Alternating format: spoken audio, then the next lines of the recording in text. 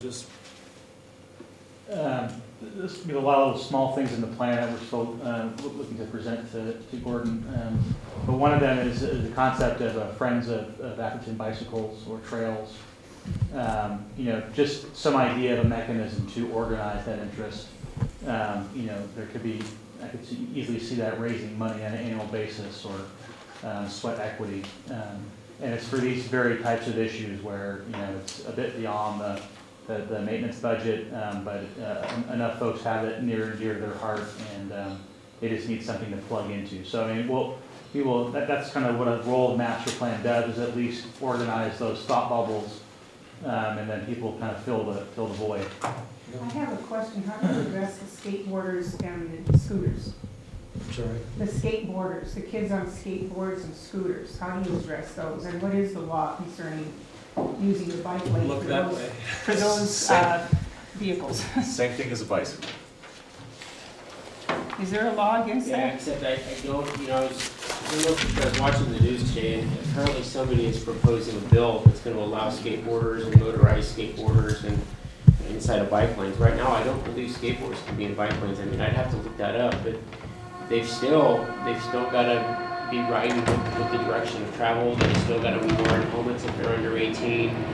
I'm not sure that riding a skateboard in that path between the trees and the bricks is Well, physically they can't. Yeah. Dirt's not compatible with those kinds of, most likely gonna see them in the bike lane, but I don't believe they're allowed to be in a bike lane. Are pedestrians allowed to be in the bike lane?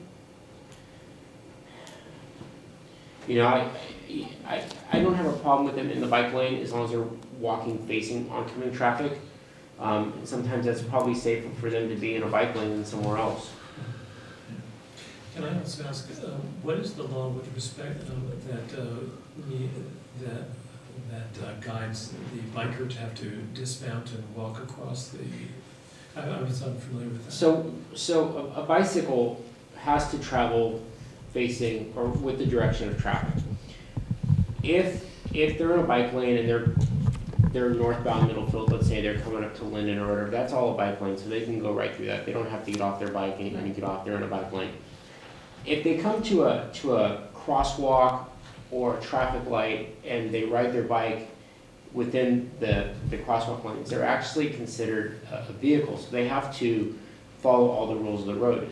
They are legally and much better off to get off their bike and walk across, because then they're a pedestrian. But once they're a pedestrian, oncoming cars have to yield to them. There's been, as you know, there's been some accidents on Middlefield where a couple bicyclists have been killed, and one bicyclist we actually found at fault because he was riding his bike inside of the crosswalk, which made him a vehicle, which meant that he had to yield to all oncoming vehicles. Now, if he was actually walking that bike across, he would have been a pedestrian, which just then changes the onus to the vehicles have to now yield to him. Granted, of course, if the bicyclist has given enough time between the oncoming cars and himself stepping out into traffic, because as a pedestrian, you can't just step off in front of an oncoming car if the car has no way to stop. But yes, a person on a bike, if they're crossing in a crosswalk, should be walking that bike across to make them a pedestrian. Anytime they go through a crosswalk, whether or not they're going Yes. with Yes. the traffic or not. Yes, unless they're in a dedicated bike lane. If they're in a bike lane, then they're considered a vehicle, they can just stay in that bike lane. Okay, you're saying with the bike path also. If they're on the bike path, that's not illegal to ride against traffic on the bike path. You see, that's actually a path, it's not on the road. We're talking about Middlefield and Linden, we're actually talking between the trees and the wall, they're on a path. But then again, you have to look at if a bicyclist is on that path and he's going the wrong way, somebody coming out of Linden is not expecting a bicyclist to be coming from the right side. I think even when you're driving your own car down the road and you stop at a stop sign, you're expecting a bicyclist to be coming from your left because they're supposed to be riding with traffic. So when you pull out, and as soon as you pull out and you get hit by that bike because you don't see him or he's going the wrong way, that bike is automatically at fault for riding the wrong way. I guess for me the core of the issue here is that we're dealing with 8 and 9 and 10-year-old children, and the impetus that they fly with is considerable. I have the concern when a vehicle comes out of the gate and it parks itself, so to speak, in the middle of a cycle lane. What about policing that vehicle rather than the 8 or 9-year-old child who is not quite so in control of his or her faculties, shall we say? The car's in the middle of the cycle lane, the child swerves out if he's travelling north to Ensign or school, and he swerves out onto the traffic of Middlefield Road, where I picked up the parent lying in the middle of the road. So we're looking at policing the children's behaviour, which I believe is right and true and good, but we also need to police the egress of the vehicles on that gate in particular, and allow them the safety of the inside pathway that you call a pathway, which I think... Well, I think one of the problems is, and yes, that's one way to look at it. The other way to look at it is a vehicle coming out of that gate, let's say they stop at that stop sign before the gate. So they stop, they don't see anybody coming, and then they proceed through the gate. Once they proceed through that gate, because of the trees and the foliage and the way the road is, if you stop before that bicycle lane, you may not be able to see oncoming traffic, either direction. Right. So yes, a person, once they stop, if they have to scoot out a little bit to see who's coming to make a safe turn, that's fine. But then at that point, if a bicyclist is coming northbound, if I was the bike, I would probably, especially a child, I'd probably stop and wait until that car made the turn, rather than just making a dog leg to the left and risk getting hit from another northbound car that's coming up on him because the northbound car isn't expecting this kid to dog leg out in front of him. So, I mean, there's two ways to look at it, and you can't necessarily cite the driver if the driver is doing everything cautiously. I agree. You know, but then it's hard too from, I mean, let's face it, we don't want to see any kids get hurt, It's right? a visibility problem. Exactly, it is. I agree, yeah. Well, here's the conflict in this when you look at it. The dirt path, if you ever want to know what a roadway is or a highway, go to the California Vehicle Code in Division 1, and it'll have all of the nomenclature, spell it out. You know, a roadway is typically that portion, main travel portion where vehicles travel, publicly maintained and operated. Well, obviously the path is not, but here's the problem. Here's where the conflict really comes in. I agree with you that it's safer to be on that dirt path that's further off the road. You have some trees and maybe you don't have the interference with the traffic. But as soon as the bicyclist traverses the roadway, you know, publicly maintained, all of the rules of the road kick in. So it's problematic, one, to put stop signs out there to encourage driving the wrong way. It may be even worse to have officers go out there facilitating violations of the vehicle code. There's a conflict here that needs to be resolved. The children need to understand how to stop. Oh, yeah, absolutely. And Sergeant Cochler's absolutely right. Once you drive your bicycle into the crosswalk, riding it, you have to get off, regardless of which way you're going. So those are all citable offenses. So we're equal opportunity when it comes to traffic enforcement. We probably cite a lot more adults and kids, by the way, and a lot more cars than cyclists, so. I agree that the children should see a stop thing there that says this is where you have to put your foot down on the ground, and you do it. But there's nothing there to tell them that. It's a bicycle lane. I think that when you say it's a bicycle lane, I think it looks like a crosswalk, but to a child it's indistinguishable from a continuation of the same paint job. Hence your flashing light. It's striped, in that case, it's striped as a crosswalk. It's Right. marked. But it's a white line which to a normal person is indistinguishable.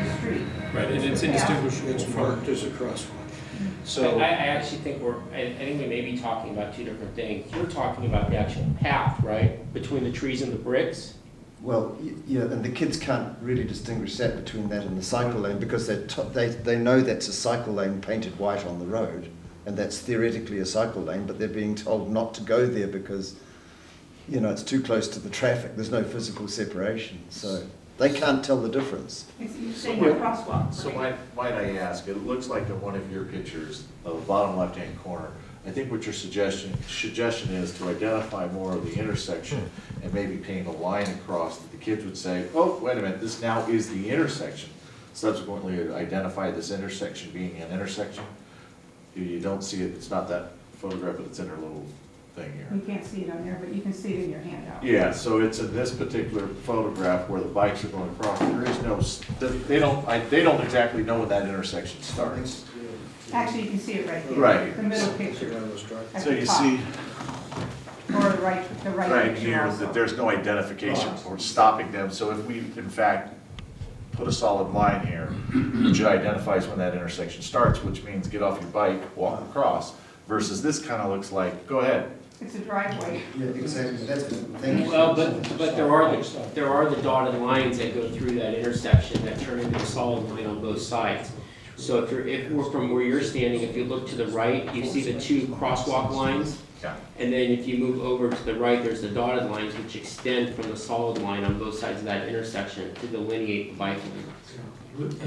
So, since the question was asked earlier about whether it's legal to ride against traffic on a bike lane, the answer was not sure, right? No, the answer is no. If you're in a bike lane, you have to ride with traffic. I see, okay. Right. If you're riding against traffic, it's 21650.1 of the vehicle code, you're wrong. Okay. All three of the cyclists in that lower left picture are breaking the law. All of them. Right. Yeah, all the bicyclists Yeah. in those three pictures are in violation of the vehicle code right now. Can you identify? So, No, I deliberately took it from bicyclists aren't the only ones who break the law, because I see people roll through stop signs and speed on Middlefield and, all the time. So we've got problems with both drivers and kids, so. But I think that's something, I just want to make sure that Gordon, can we look at that and see if we can, and I get what you're saying, maybe we can do better by identifying, because we are dealing with kids primarily. Maybe just taking a little look at it and seeing if there's anything we can do to improve so that they get a clear understanding they're entering an intersection.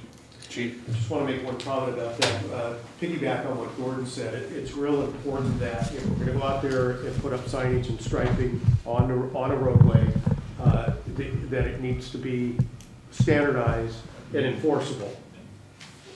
But in this case, we're sort of talking about putting it on the path. Right. Well, sounds like it's on the roadway before, as a path, as a Where transition. does the roadway start there? Because I can see paved on this side of the left corner there, which isn't really drivable, left and right. Well, the cars pull in there to wait, they pull in there to wait to get in and out of the gate. That's why it's paved like that. So either way, let's, I'm sorry, I'm trying We to gotta help move you on, speed yeah. it up. Yeah. Either way, Gordon, can you come up with some, take a look at it and come up with some ideas? Sure. One last comment. Being that when I am at my crossing site, all the kids get off their bike and they walk, they come in and they go out. And I want to make sure people know that the kids, I explained to them why, because they do ask me why. And I said, because just like the chief did, they are considered a vehicle when they're on their bike in that. A friend of mine got hit in a crosswalk doing that very thing, so I know it very well. And if there's any way of either having a staff person there to make sure people walk their bikes, they need to be a very strong person, but it is possible because 99.9% of my families do this. It's only strangers that come by that may try to challenge that. But everybody has been so good and they're really safe when they come through my site. Thank you. It might be useful to talk to the school and see if we can get them to have a crossing guard there for at least temporarily. Well, till the end of the school year is a minimum.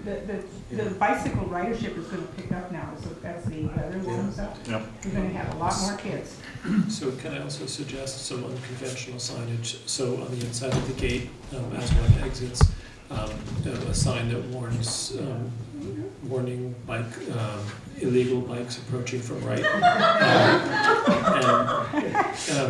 And something, similarly for the bikers, warning. Legal cars coming. But cars not expecting bikes from this direction. So walk your bike. I mean, you can get a sign made saying anything, and this is mainly to benefit those people who ride it every day, and it helps the parents in getting the kids to do what's necessary when the parent can point to a sign. Yeah. Thank you. Thank you all for coming. I think this is a very important topic, and I'm really glad you brought it to us, and we'll keep after it until it gets better, I think. Thank you. Thank you. So if we can proceed Thank you. with old business. Gordon, I guess in the interest of time, we can use brief reports. Stoplight at There's no action currently. My understanding, council has not made a decision regarding